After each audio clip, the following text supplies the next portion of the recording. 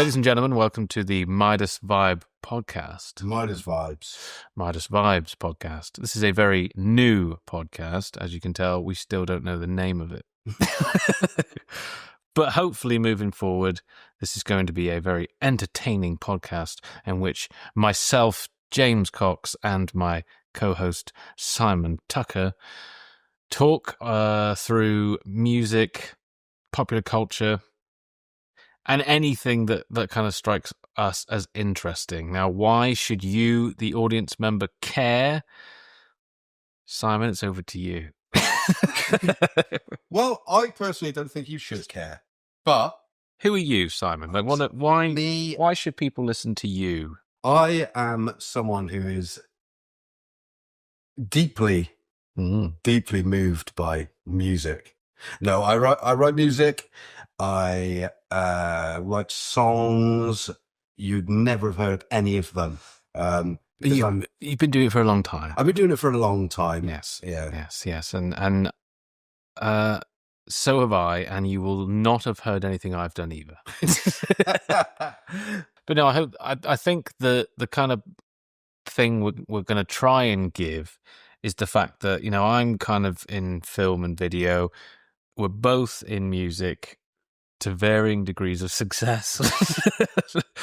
But the whole point of this is that we're just going to give honest opinions on what we think is good, what we think is bad, but not just us good.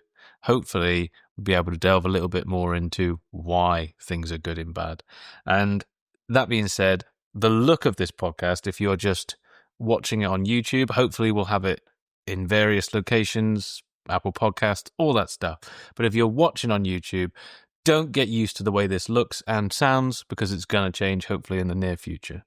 Now, all that housekeeping out of the way, let's talk about some music or some music-orientated stuff. Yeah. Well, a really important thing coming up right now, of course, is Glastonbury. Yes, and at time of release, it will be this weekend and will probably have already started. But we're recording this a week in advance. Yeah. Did you know that for £373.50 plus a booking fee of £5, you can watch some dog shit artists? Probably the worst lineup of a festival I have ever had the misfortune to see. What we're going to do is we'll go through the headliners of each stage on each day, and then we'll talk about the poor unfortunates who have got to support them. Yeah. Yeah, I mean, it's such a shame as well. Before we get too into the actual lineups, like Glastonbury is the festival in the UK, isn't it? As a musician, your ambition is probably to play that festival as a British musician. You know, when I was in the bands and stuff, the ambition was to play the Pyramid Stage. That's where you wanted to be. Saturday night Pyramid Stage or Sunday night closing, big close or whatever. You know, I grew up watching, but those really famous performances from like Pulp when they released Common People, Radiohead, on the Pyramid Stage on Saturday night, and things like that. It was such a big part of music, but also probably popular culture and everything in the UK. The summer revolved around Glastonbury, whether it was pissing down and everyone was soaked in mud, or it was sunny and there was football on and they had to bring in big screens. Like it was the thing that you kind of look forward to. I've never been, but I used to watch it religiously. I used to not go out if it was on. Yeah, you know what I mean? Exactly. And you know, this is before the red button. This is before the red button. This is when you had to either watch it live or record it on VHS. Mm-hmm. Even with the red button, like that was what was great about the red button when it first came in, because you could watch multiple stages, couldn't you? Remember, you could watch the Pyramid Stage and go, "Oh, this is boring. I want a bit of rave. I want to go back to the indie stages and stuff." I still want a bit of rave. I still want a bit of rave as well. Fucking body's falling apart. But you went to Glastonbury as well, didn't you? When did you go? Not only did I go, I played. Right. So well, there you are. So I think it was 2003. This is a very well-researched podcast, as you can tell. Yeah. I think it was 2003. It could be 2004. And it was, I hit on such a very, very lucky time, because that we had 10 minutes of rain throughout the whole weekend. It was scorching hot, much like today. Mm. And headliners at the time were REM. Lovely. Before REM, just before REM was David Gray. We got over, we saw Love on the other stage. We saw Coral. Who else was headlining? Who else was headlining that day? Oh God, I don't know. Because do you want me to look at things, things had taken over my body. To be honest with you, the love and the spirit of the festival took over your body. I mean, if I tell you the lineup here, right, and we'll just keep this in mind when we're reading the lineups like going forward. So you've got REM, Radiohead, Moby, Flaming Lips, Primal Scream, Manic Street Preachers, David Gray, Doves, Feeder, Super Furry Animals, Supergrass, Turin Breaks, Suede, The Coral. There's loads on it. There's absolutely loads on it. It was every top band of the time. They weren't out of the country doing other gigs. They came to play Glastonbury. I mean, if I just pick a random year. I'm going to go, let's go 1988. 1988. There was not a festival that year. We're going to go with 1998. 1998.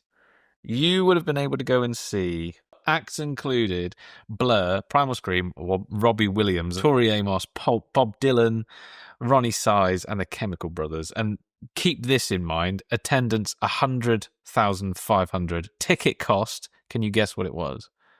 Bear in mind this year, it's 380 quid. Yeah. I'm going to go with, at the time, I'm going to say it was around about £180. If you'd have paid that, you'd have been ripped off because it was 80 quid, including the programme. That's insane. And there's some cool photos. And now the programme costs 500 quid. But, you know, even for Blur and sort of, you know, Bob Dylan and the Chemical Brothers, like that's probably worth 80 quid in itself. And then you would have had the whole, you know, 17 stages and marquees. You say about 80 quid, right? 80 quid now, as we found out, down at the Eden Project, right, coming up soon, for £80 is Biffy Clyro. Yeah. Who've got 3 songs. Yeah, I've never been and 2 of those are shit. Plus Nova Twins. I've never heard of the Nova Twins. No idea. Yeah, £70.90 and a £9.30 booking fee. I mean, £9.30 for an AI bot to basically go, yes, you've got a ticket. Or I'll tell you what, you can get the Sessions Plus Experience Platform package for £215.19. Fuck all, by the look of it. I don't know. I can't really tell. It doesn't really tell you. It just says that's what you can buy. I'm sure someone can let us know in the comments if anybody wants to leave us comments. Anyway, I mean, so all right. So you went in what, 2003? Is that was the year? Was it? Is that the year you went? I don't know. Well, 2003. I couldn't remember if it was 4 or 3. Well, that's the year REM and Radiohead are headlining. So we go with that if you want. All right, cool. Tell me about REM played 2 years in a row as headliners, I believe. Oh, okay. So let's see. It was both David Gray, everyone who you mentioned was there. I'm assuming it was that year. So tell me about playing Glastonbury. How did it work? How did it happen? Okay, I mean, when I say I played Glastonbury, it was a bit of a fucking pyramid stage. Yeah, it was. Yeah, it was a bit of a. I walked past the pyramid stage. It was a bit of a bold claim, really. So my band at the time, shout out Justin and Mark. We were booked to play, and so we showed up, and all weekend we were like, yeah, great, we can play, and it was on the Sunday, and we didn't get the call we were expecting to get, which was get down that you're playing now. So we had packed up everything, we were about to go, and we thought, disappointing, but hey, and we were leaving, I think, during the Manic Street Preachers, so it would have been around about, I think, 8 o'clock or something like that, 8, 9 o'clock on Sunday. And as we're leaving, we get the call, come down, play.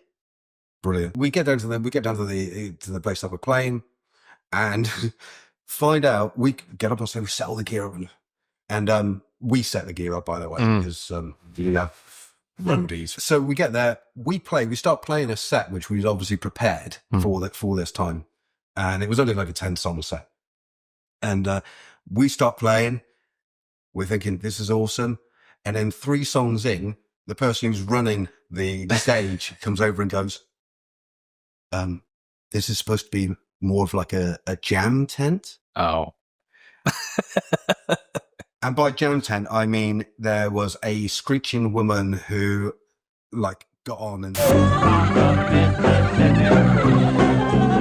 she was really enjoying herself anyway with a pianist who they hadn't with a met, penis. so with a penis.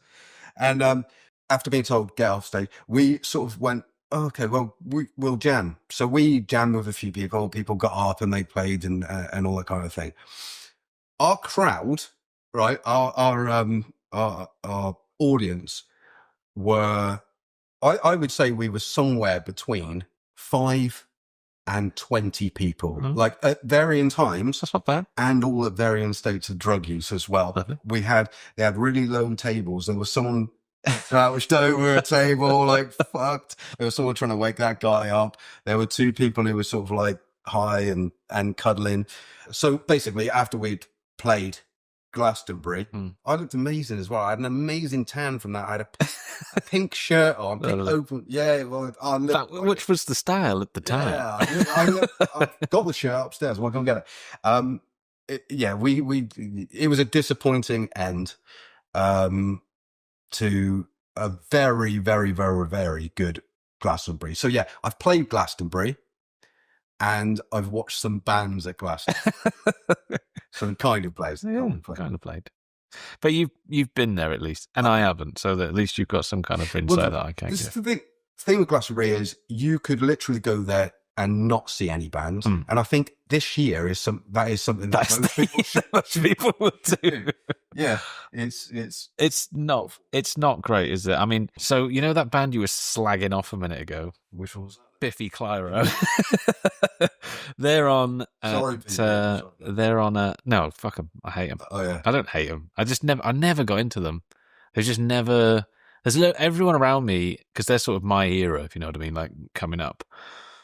They were that. I was at that age where they're kind of meant for you. Yeah. You know what I mean? It's not like that nowadays, obviously, but and it just had no impact on me.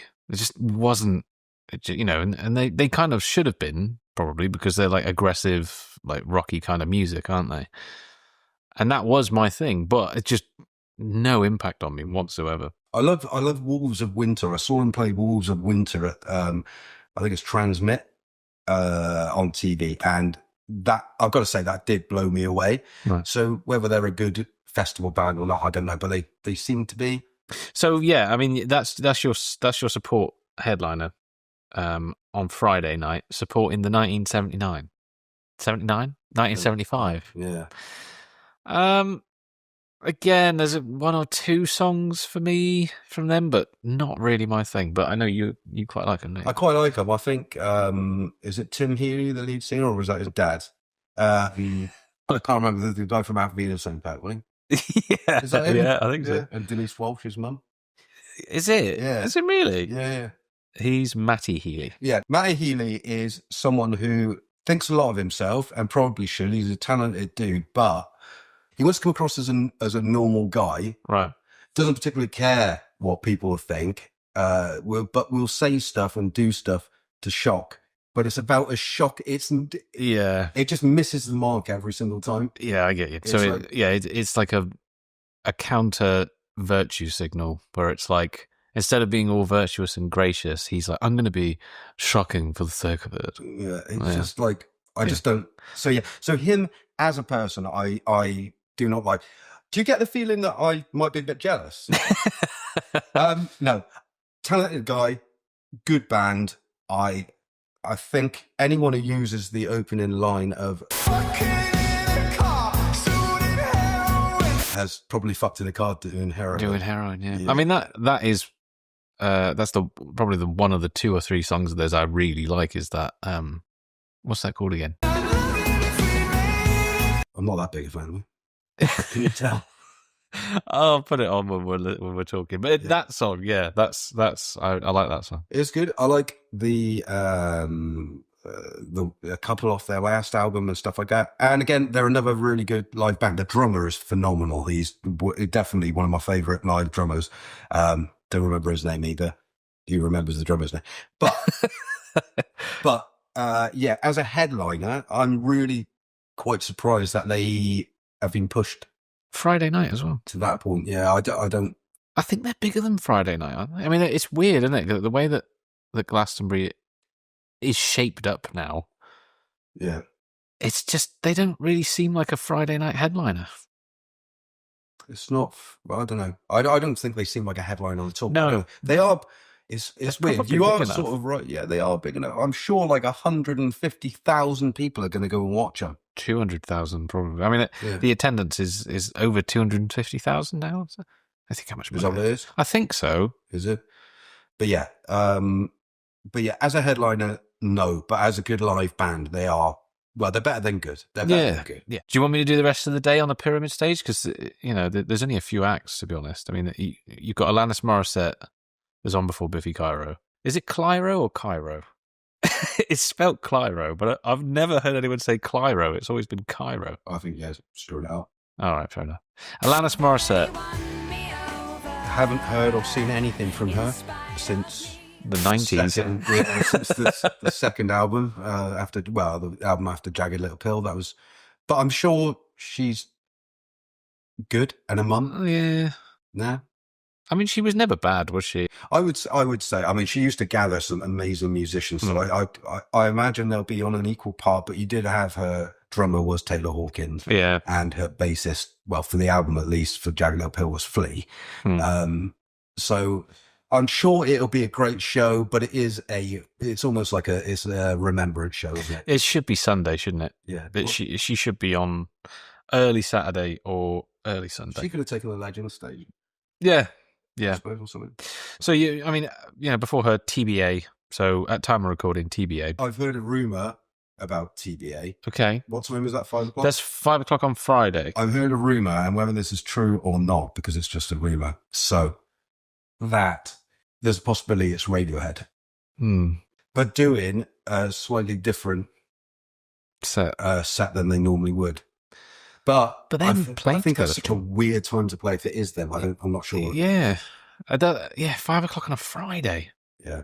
I mean, not even 5 o'clock on a Friday. 5 to 5, essentially. Oh, fuck it. It might be the Wurzels then. It's got to be the Wurzels. Yeah. And I would, definitely go and give you the key. Before that, at 3 o'clock, is Burning Spear. Now, I have to admit, I have no idea who that is. Never heard of them. I've never heard of them. Again, heard the name. I'm going to Google them just so I say I've done my due diligence. I bet they're your best band now. They're going to be your favourite band. Burning Spear is a Jamaican singer-songwriter and vocalist, so it's a bloke. Don't know. Irene. CMAT are on before them. Yeah, not bad. Decent. CMAT.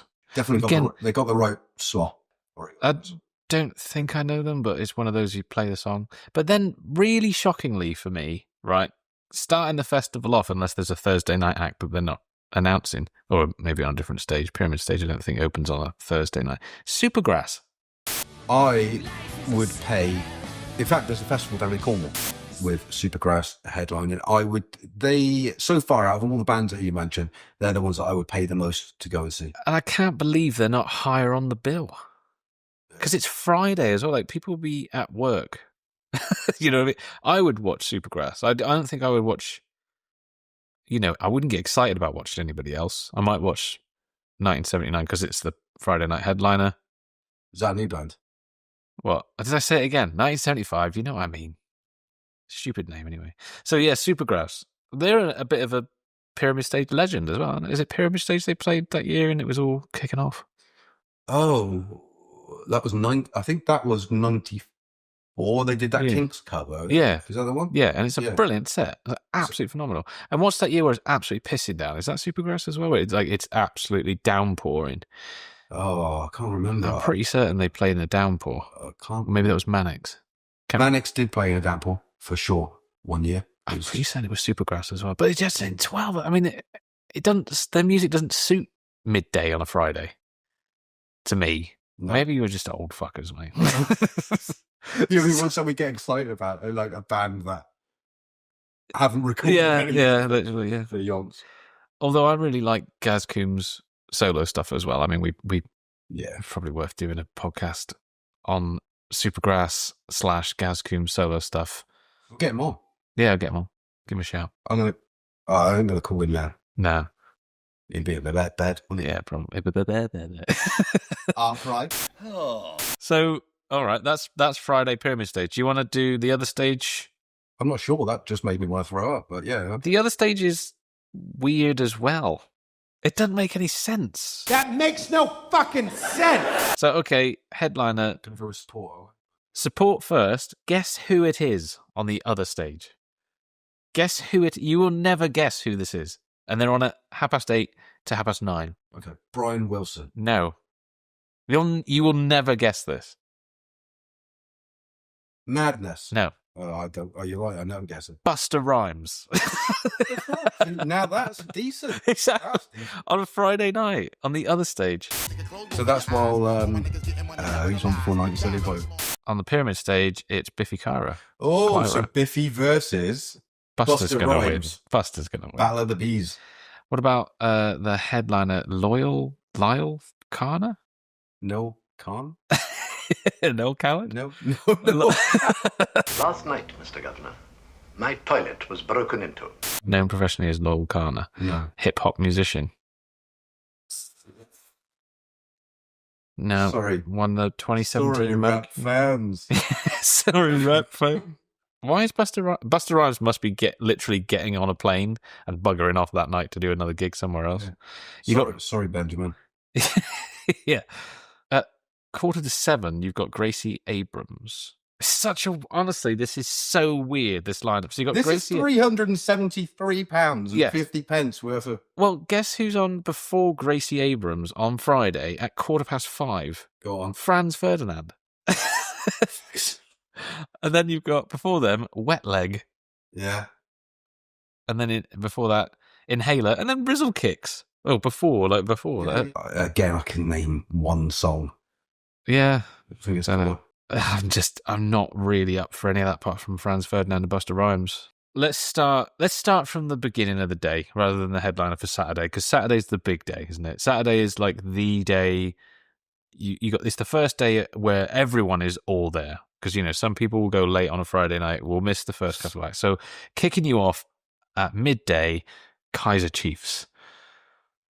Okay, well, I have an affinity with the Kaiser Chiefs because I was on their street team for a little while, and they were very, very nice people to hang out with. And this is back in 2004.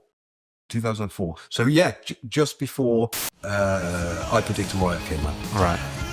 So they hadn't released it at this moment, and it was just about to be released. And they were playing the Gonzo tour in Cardiff, and they were lovely people. Their lineup has changed now. Their drummer's gone, and they've added some other people, I think, and stuff like that. And their music Has stayed the same. No, their music, to me, with every album got worse. The first album was fantastic. After that, it was dull. I feel the same about Coldplay. First album, brilliant. Yeah. Rest of the stuff, shite. Yeah, very vanilla. The only thing I know about Kaiser Chiefs is I'm surprised, and I tell you what, it may be their second slot because they're that band, aren't they? If you've got a TBA or a TBC, it's normally the Kaiser Chiefs that fill in. So I wouldn't be surprised if they're on the pyramid stage at fucking 5:00 on Friday, and then they just stay there, turn up the next day, 12:00, because they're always that fill-in band, aren't they? That's all. That's from what I can remember over the years, it's always like if there's a TBA, it's the Kaiser Chiefs. Brandi Carlile is the next act. I had to ask who this was earlier, and someone described her as, "Oh yeah, that's the person who did." And then they looked over at the person behind them, and they went, "What does Brandi Carlile do again?" And she went, "Oh yeah, no, that's the one that sings the And that's how I feel. About Yeah, it. I don't think it. The name sounds so familiar. It sounds like a TV presenter or something, doesn't it? Like Brandi Carlile. She's on The View. Or she's on this, she's on This Morning. Don't know her. She's on from 1:30 till 2:30. And then again, Attack of the fucking Bizarre Times, 3:00 till 4, The Script. You seem like far too big a band to be on at that time. Yeah. I mean, I don't know if they've had any songs out for 5 years. I have no idea. No idea. No But they idea. were at one point. They were a very big band. I don't know. They're not really a band that I've sat and listened to. Irish. Yeah. They're like an Irish version of Maroon 5. Right. Okay. So Maybe I'm thinking that they're a different band then. I think my missus likes the script. Don't know. we should divorce her. I will. So next up, you've got what I think he's on the wrong day, but would be great to watch him even though he's 80. John Fogerty. John Fogerty John Fogerty. from Creedence Clearwater Revival. Yeah, one of the greatest sort of bluesy rock bands of the 20th century, of all time. Mhm. They've got some great songs. You know, you've got I Wanna Know. Have you ever seen rain? Great tune. Stop the rain. They like singing about rain. Yeah, they do. They do like, well. So yeah, 4:30 till 5:30 on a Saturday. Now that's got Legend stage or whatever it is, Legend slot, whatever it is, written all over it, surely. But no, he's on at 4:30 till 5:30 on Saturday, and it's kind of all downhill from there. And it's not really gone uphill, is it? Next is Patchwork, and I think you got something to say about Patchwork. Yeah, Patchwork, I have heard, is because there's no band called Patchwork. And there's no link. So all of these have got, if you go onto the Glastonbury lineup webpage, every band apart from TBA on Friday has got a link. You can click on it and it will take you to somewhere else. Patchwork does not. Yeah, so I've heard that Patchwork is going to be Haim. And the reason being is because someone called something Haim has written a book called Patchwork. And the fans have put two and two together and made 155,000. Yeah, I mean, it could be, but 6:15 to 7:15 on Saturday. Well, I don't know, man. They're in the country. Yeah. They're playing a load of festivals. They're not on this lineup, which is really yeah, odd. Which seems strange. But I do think it just feels a bit early for them to play. If they were the next one, I would say, yeah, you know. But then it's Saturday night or Saturday evening on the Pyramid stage. It's got to be someone big, surely, like the third support act, really. Or second support act, you know, third to the ending. It just doesn't make any sense. That makes no fucking sense. Don't know. But next is Ray. I think she is incredibly talented. I was going to say, I mean, it's weird, isn't it? Because Glastonbury's been so bastardized and destroyed with, you know, Kanye, Beyonce, Jay-Z and all that. So it's kind of like, meh. But it doesn't really feel like a pyramid stage act. No. As good as she is, I mean, great voice, like you say. There's not really a lot more to say apart from she finishes at 9, and then there's an hour break, obviously, to let people, you know, get to the headline act. Neil Young and the Chrome Hearts. Right. One, he just comes up with band names they're just like session guys. So session musicians are backing Neil Young, who hasn't and shouldn't have sung a note in about 20 years. has a new album though. Yeah. I love Neil Young. Yeah. Old man. And he is an old man, but his song Old Man, Heart of Gold. Yeah. 2 of the greatest songs on one of the greatest albums of all time, Harvest. Someone that's a real would you call him pioneer? I suppose not pioneer, but someone that quite unique voice, unique sound. The man was invited to be the 4th member of Crosby, Stills and it was Crosby, Stills and Nash and Young. And so to even be in part of that kind of fraternity is just like absolutely unbelievable. Yeah. What you're not doing is in 2025 being a headliner at Glastonbury with any sort of anyone giving a shit. No, who is going to go and see him that is going to know who he is? Yeah.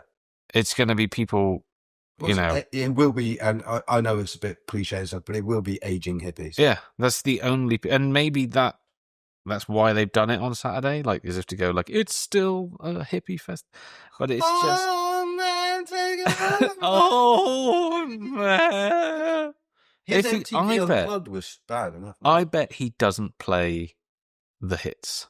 You know, he's just going to do his new album. I bet he'll make a Trump speech and then do Rocket in the Free World. I bet that's the only thing he's got planned, and the rest is entirely his new album, and it will be bad. Like, and it's just, yeah, it's gonna absolutely kill Saturday night for Glastonbury. Like, I just can't imagine.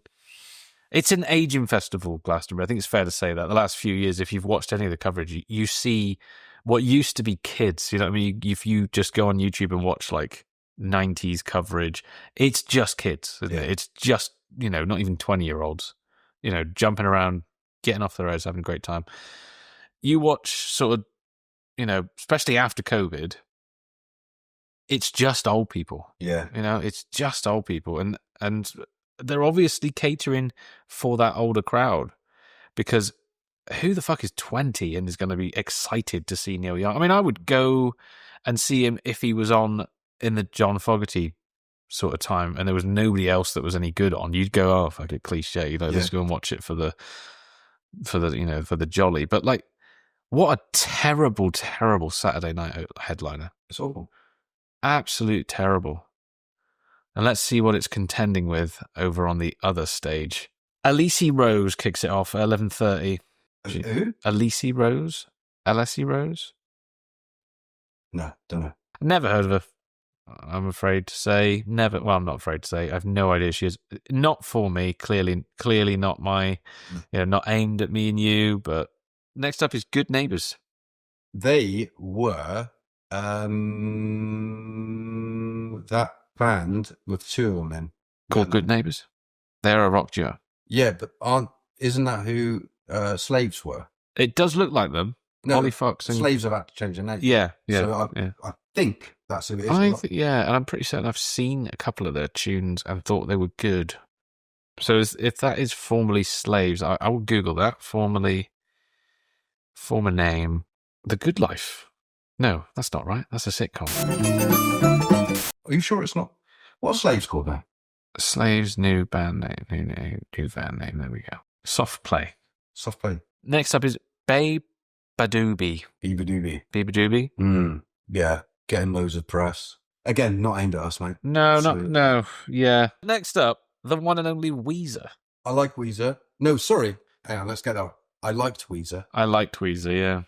Yeah, no. But it had its time, it's had its place, and I cannot name you any song they've had in, however many albums they've released. Can you imagine? Weezer, the Blue Album, is 30 years old. I can't imagine that, yeah. Christ. Yeah. 3:30 to 4:30 on the other stage on a Saturday. Yeah. It feels like they should be a little bit more, but they're not. Next up is Amyl and the Sniffers. Moving on. Just don't know what to say. Yeah, they're okay. They're Australian. Yeah, that's pretty much it. They're okay and they're Australian. Yeah. They're on at 5:00 as well. That seems like a bit early for them. The times are so weird. So they're on at 5 till 6, and then next up is the Ezra Collective. Yeah. Again, they're on from 7:15 to 7:45. Moving on. Deftones. Then we're at this. This is the second support act. Oh, well, the support act. Deftones. Okay. So the other day, I went on a Deftones kind of Deep dive, and realised that one, I only recognised about 4 or 5 tunes, and they were very of their time. Yeah, extremely of their time. And that's kind of where I left it, really. I enjoyed it. I watched this really grainy footage MTV thing they did in the studio, and it was very good. But I think it was good because of the way it was shot, which is like on one camera and someone's or something. Right. There's nothing good. It's the Deftones. Yeah. I'm not a huge fan. I'm not an expert. I'm not a huge fan. My missus loves them, and I think that they were big in Portugal.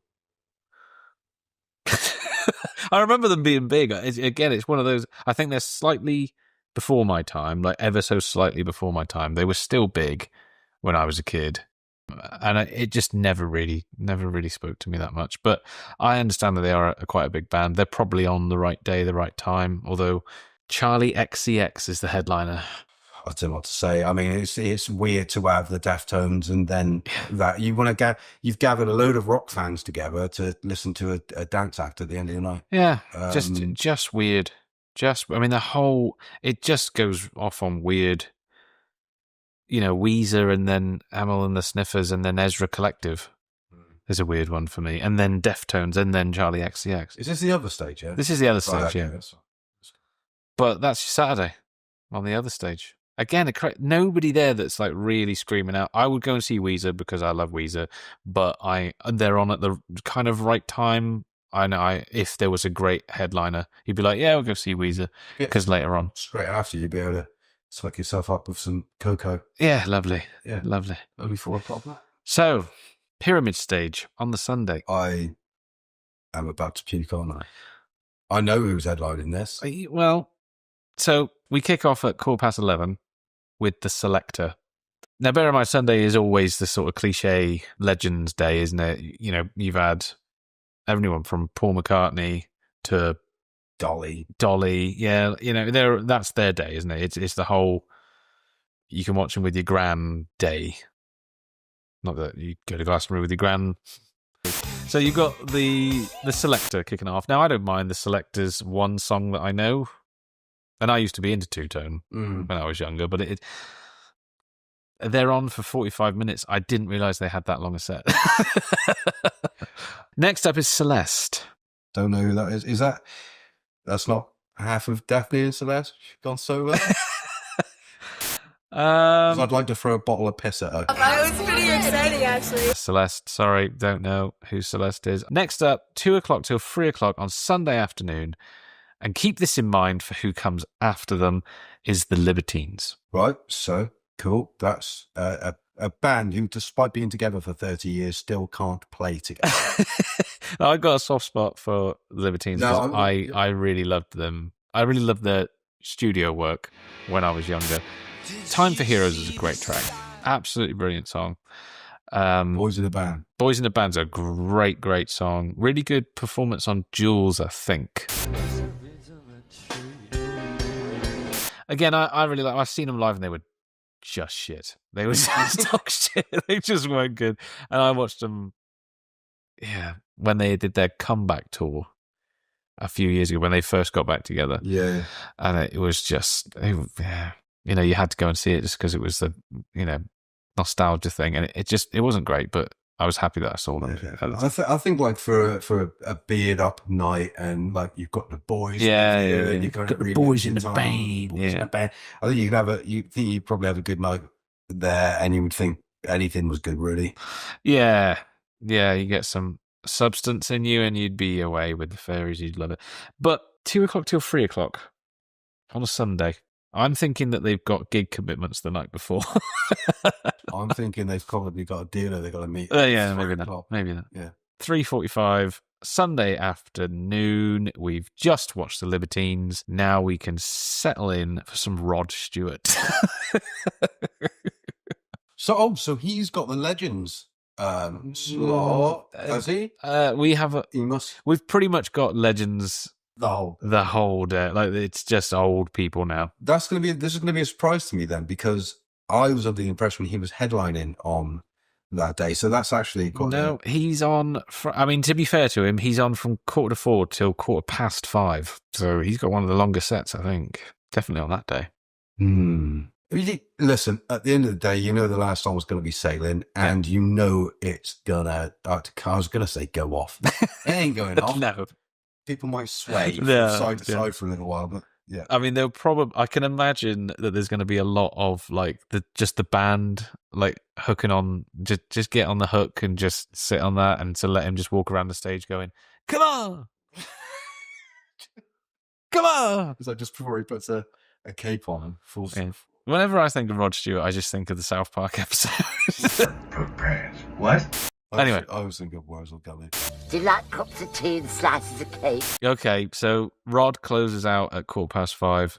45 minutes later, Nile Rodgers. Rammstein. Yeah, imagine that. No, Nile Rodgers. Oh, no.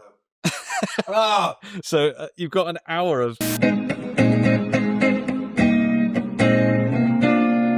There's certain bands and there's certain acts, there's certain singers, whatnot, that you go, oh, they've got that sound and they wrote that song, and then they just kept writing that song for years. Yeah.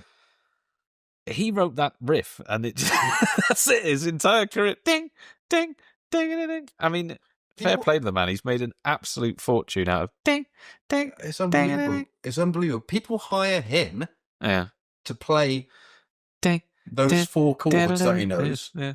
That's what I'm saying. It is just that riff, isn't it? That's it. And he's on for an hour. So that is an hour. I would walk past that. Yeah, I mean, I would. You'd probably go, oh, it's Nile Rodgers. And you go, good time. And then you go off and have a good time. Yeah, better time. 7 o'clock he ends, and then 7:45 you've got Noah Kahan. Khan. No, Khan. Was Khan? I always thought it was Kahan. Yeah, I don't know why. I like him.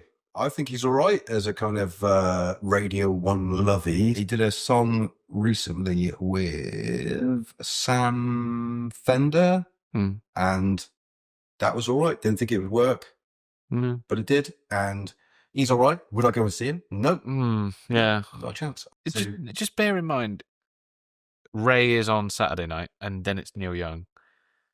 Sunday night, you've got Noah Khan, and then the headliner, Olivia Rodrigo. Like, surely you'd put Ray and Olivia Rodrigo together. Yeah, keep it pop. Yeah. I mean, we've got the other stage to do, but I'd go home Saturday. I wouldn't even go, if I'm honest. There's nobody. I mean, the other stage has got to sell it, and it may well do. It may well do. But Olivia Rodrigo, I don't think it's pyramid stage music. It's not a headliner. It's not. She's another one. She's got a great voice. Yeah, great voice. Great voice. If you are a depressed teenager who's just broken up with your boyfriend or your girlfriend, then perfect. Because then I'll swoop in and gather on. I mean, to be fair, I've just had a quick glance at the other stage, and the pyramid stage is a write-off. I mean, I'd go and watch the Libertines. That's pretty much it. Let's do the other stage. So, Louis Dunford? No idea. No idea. Young kid. Well, I'll say that, 33. His mother is Linda Robson. Robson, what, from Birds of a Feather, yeah.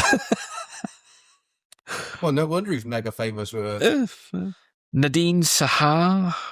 Tom Sahar, for anyone who's into Italian brain rot. Don't know who she is. Never heard of her, I don't think. Is her picture? Yeah. So I'm Nope. Never heard of her. Shabuzi. Yeah. He's a rapper. Is he? Yep, apparently. There you go. He's a rapper. Never heard of him. I've heard of him. Never heard of stuff. Joy Croaks. Never heard of her. What is this? Is this the other This stage? is the other stage, yeah. This is the other stage. Next is Turnstile. Now, I think I know Turnstile. They're from Baltimore. Famous for probably the greatest television program of all time, The Wire. A hardcore punk band, right? So just keep that in mind, because we've had kind of a little bit rappy. I don't really know how to describe the other ones, but I'm going to say they're pop. Mm-hmm. So then you got Turnstile, which are apparently a hardcore punk band from Baltimore, Maryland.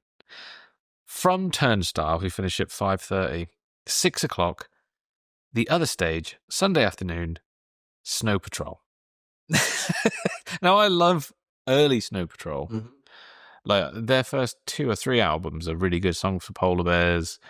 What's that other one with the album cover with Matey on the rock, like with his arms up? I really love it. Really, really cool stuff. And then they got big and they got shit, in my opinion. Just didn't like them after the first big album, which is the one with Run On and stuff like that. Chocolate's a great tune. Love Chocolate. Run's an okay song. There's a couple other ones that are all right on that one. And then after that, I've just completely, it's not for me. But so we've gone from like whatever Lewis Dunford does, don't know, never heard it. I will check it out after this. Whatever Nadine Saha does, and Shaboisey and Joy Croaks, to Turnstile Hardcore Punk, apparently, to Snow Patrol, to Wolf Alice. Well, the only connection we have to Wolf Alice is my former bandmate Douglas is friends with Joff and knows Joff quite well, went to college with him. It's not for me. You know, I can understand why people like it to a certain degree, but I really like Sonic Youth. No, well, I say really like. I like Sonic Youth, and I like the Cranberries, and for me, and I like all the other, because I like Blondie and stuff like that, who they've kind of, I think, tried to emulate in certain degrees, as well as the Smashing Pumpkins.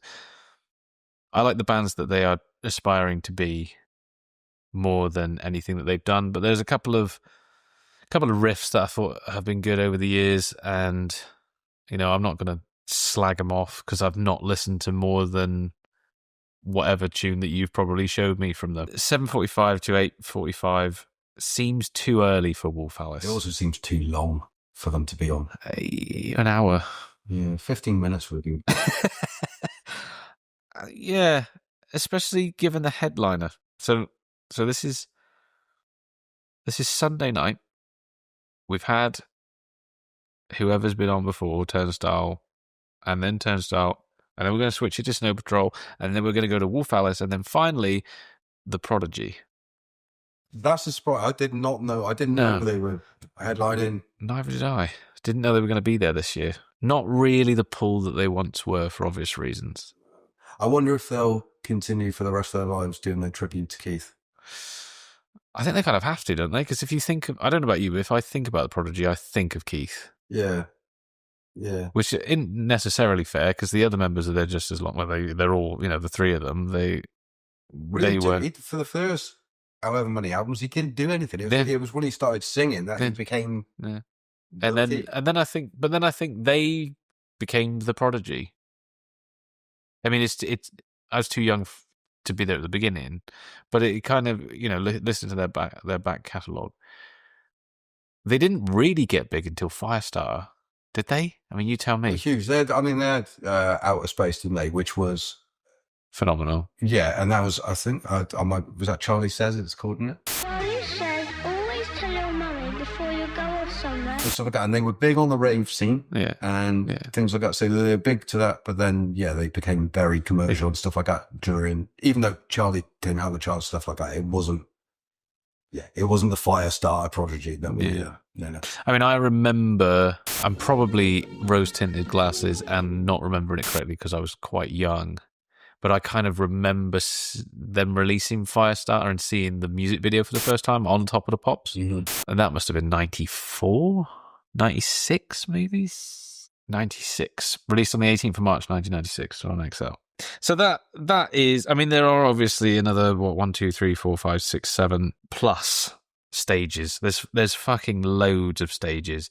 And like, you know, not only are there stages, there are theatre and circus stuff. Well, this is what I was saying about you could go there and not see a band. You've got healing fields, you've got the circus kind of stage, you've got the monks who will sit out and give you food, and you sit and they try and convert you and shit.